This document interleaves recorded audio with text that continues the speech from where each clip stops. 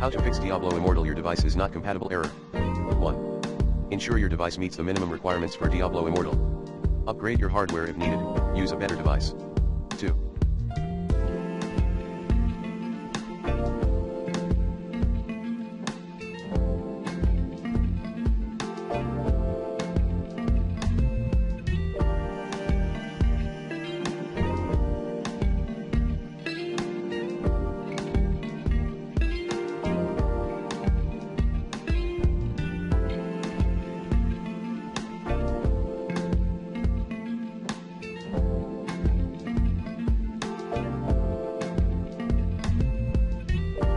For Samsung players, install any official fix in time.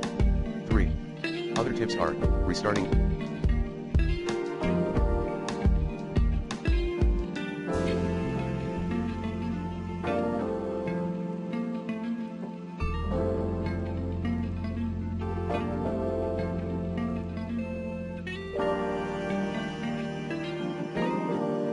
Your device and uninstalling and reinstalling the game.